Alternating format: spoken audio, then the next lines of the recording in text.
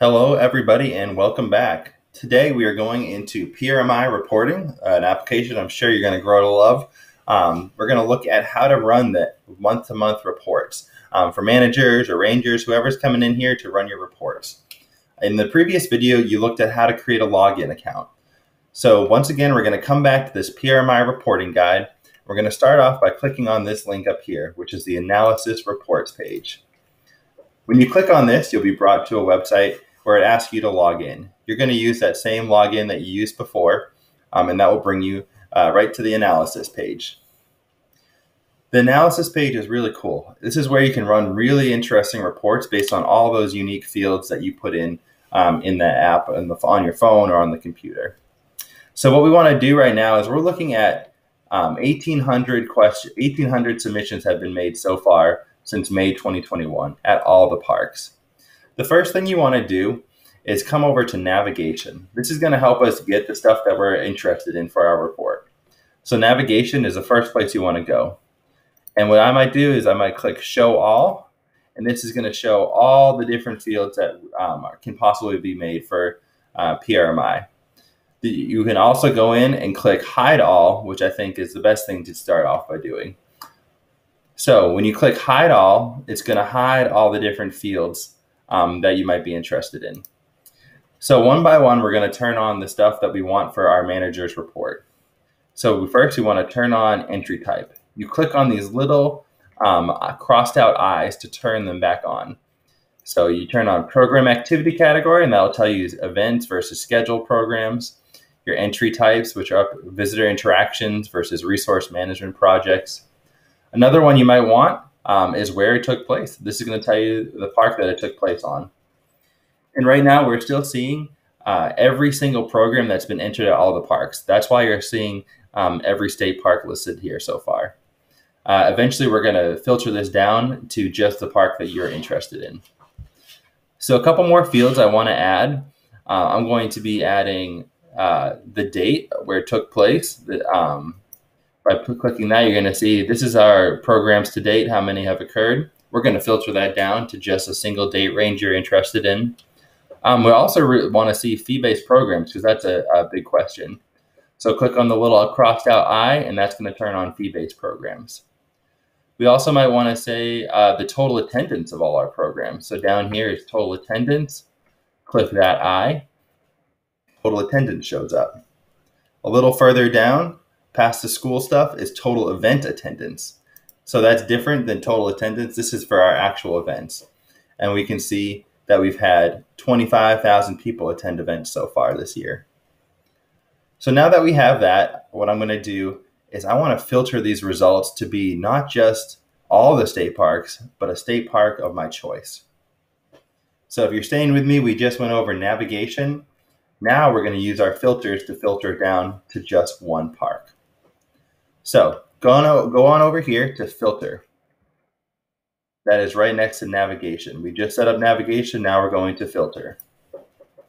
So with filter, we can see we've had all these entries so far this year, and we want to filter them down to a date range or a specific park. So first, we're going to do parks where our programs took place. For this, I'm going to pick, let's say, I type in the word where. That is where it took place. So you can either type it in or look for it through the list of drop downs here. But I find it easier to actually just type it in and click on it. You can go on to here, and we're going to pick a park of interest. I'm going to do Sycamore Shoals today. You can type it in once again, or you can scroll down to the one of your choice. And now we're going to hit apply. So there have been 33 submissions so far at Sycamore Shoals this year. But what about stuff that's happened just within a time range that we're interested in? Well, to do that, we're going to add a date expression, the time. So it might seem confusing, but you'll get the hang of this and use these expressions to your benefit. These little filters really help narrow it down. So on this, I'm going to start typing in date, and this is the start date. And for here, we want to change this to is on. For your manager monthly reports, let's go for is between, because we want to see all the programs that happen between May 1st and May 31st of this year. So it is between May 1st and May 31st. And click Apply. So now you are seeing just the programs that took place at Sycamore Shoals between May 1st and May 21st. So you'll notice a little glitch in the system happens over here. Do not worry about that. That is just part of this application being a little weird. But if you click on it, once again, you'll see that it is showing 5/31/21. So that's okay. Now we'll see that our date range, you can see how many were submitted on a certain day. But now we can really see what's our breakdown between fee-based programs. So this is telling us that there were 4 fee-based programs and 16 that were not fee-based. If you go to the top, you can see a breakdown how many of these were events. We had 1 event, 1 unscheduled program, and 1 scheduled program. So something else that you might be interested in is the attendance of fee-based programs versus non-fee-based.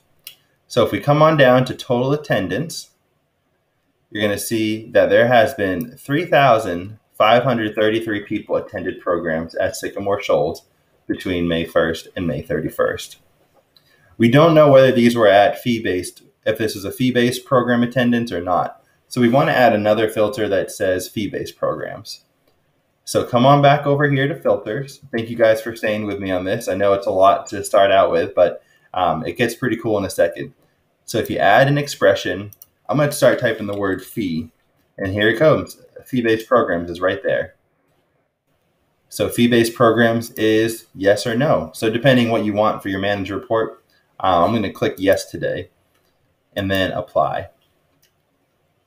And now we will see, it takes a moment for this to update, but if you go back up to fee-based programs, now we're only showing the yes programs where it was a fee-based. So there were 4 fee-based programs, and our total attendance is 24 people. You can see that the smallest amount of people that came to a fee-based program was 4. The largest amount was 8. The average number for fee-based people was 6, and 24 is your sum. So that's the sum for the whole month. But what if you want to know about non-fee-based programs? All you got to do is come back over here and turn this from yes to no. Apply, and you will see this number change from 24 to 3,509. So that is telling you that 3,500 people came to non-fee-based programs at Sycamore Shoals. And of those programs, they were all scheduled programs. So there's a couple more things that we want to check out. You'll see in the guide here that I listed a couple more categories. So we already did our navigation. We've learned how to set up our filters to where it took place. If you guys remember, we just did that for how to find the park you're interested in. But now we've done fee-based programs, but now we're interested in off-site programs. So this is an interesting thing. We want to know when a ranger did a program that was off-site, but they're still related to your park. So you want to give them some credit too, and give your park some credit. So the best thing to do is you're going to X out of fee-based programs for now. And we're still under filter. Go to where it took place. Click on that. Instead of where it took place, we're going to say select association. So that's the association of your park. And for this, I'm going to click on Sycamore Shoals. What we did is we changed where it took place to select the association of the park. So that's an important word for you guys to remember. I click apply again, and hopefully there'll be some ones that Sycamore Shoals did that were off-site. Here we go. So they did 1 program off-site between May 1st and May 31st. So once again, where it took place was off-site, and the park that it's associated with was Sycamore Shoals. We can even see how many people attended that program. There were 18 people that attended that off-site program that Sycamore Shoals put on. Here's another thing we might be interested in. Resource management projects, of course. A lot of you guys are doing some really cool resource management projects, track and trail work and such. So I'm going to go over here, and instead of doing just this, we're going to add one more expression for resource management projects. Resource management projects are not entered on a date range, but rather when a project started. So you're going to check this box, and I'm going to say project stage or project start date. That's what we're interested in today. Once again, we can filter this down to is between, and I'm going to pick May 1st through May 31st.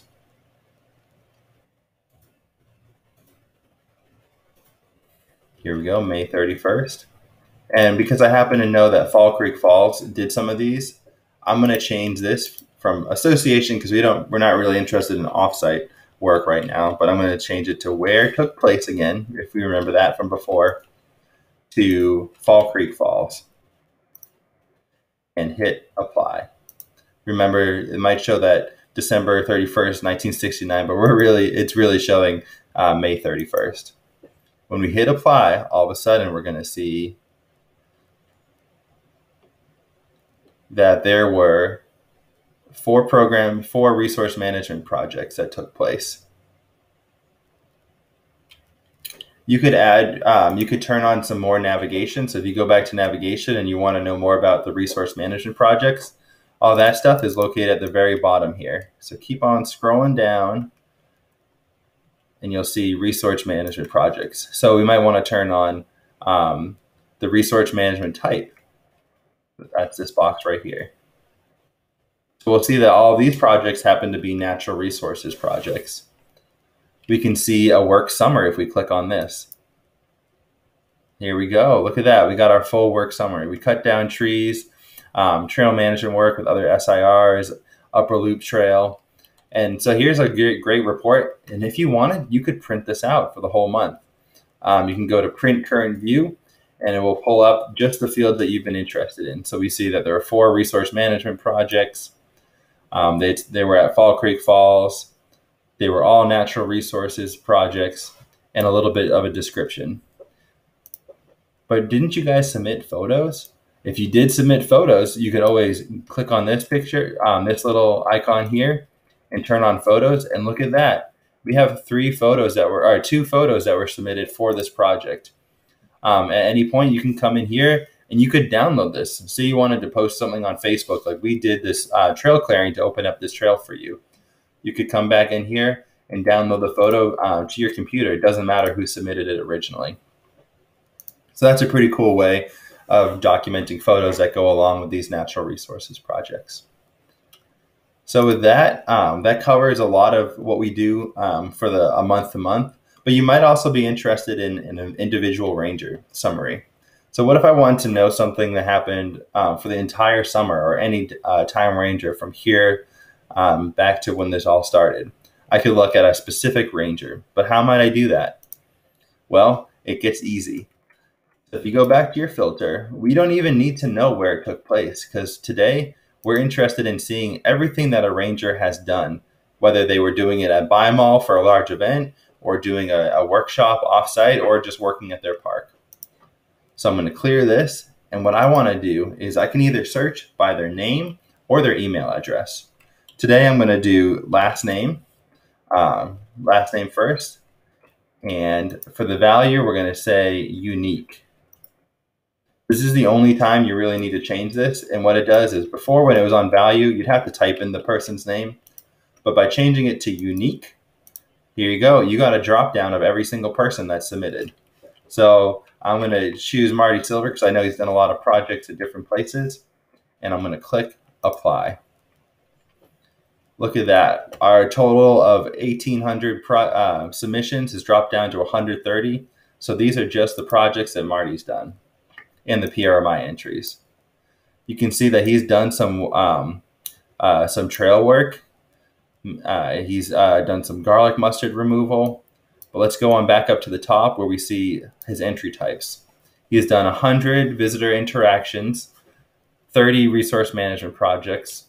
Of those, 98 were scheduled programs, 1 was unscheduled, 1 was an event, and this is for all time. We could also go back and add a date range if we were interested in. So we could say start date is between May 1st and May 31st.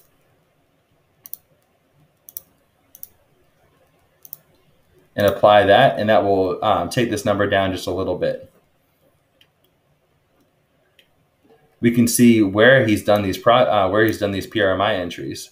So he's done one at natural areas. He's done a lot off-site. Sometimes that's with school groups, Warriors Path, and Standing Stone.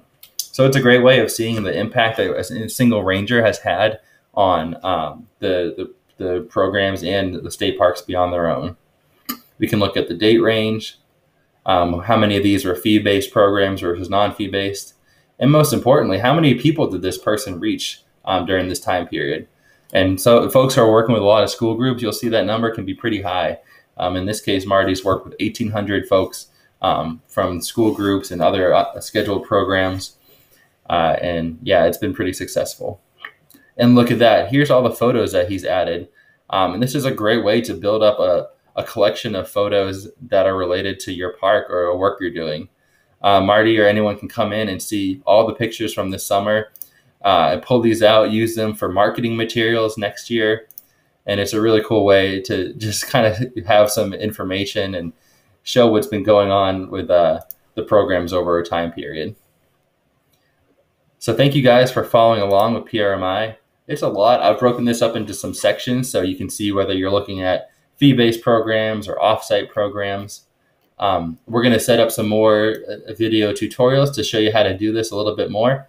But first step is you start by logging in, move on to turning on that really helpful navigation stuff by closing out those eyes and turning those eyes on and off, and then setting up the filters that you're interested in. So thanks for bearing with us today, and I'm excited to show you guys more about how PRMI can be helpful to you.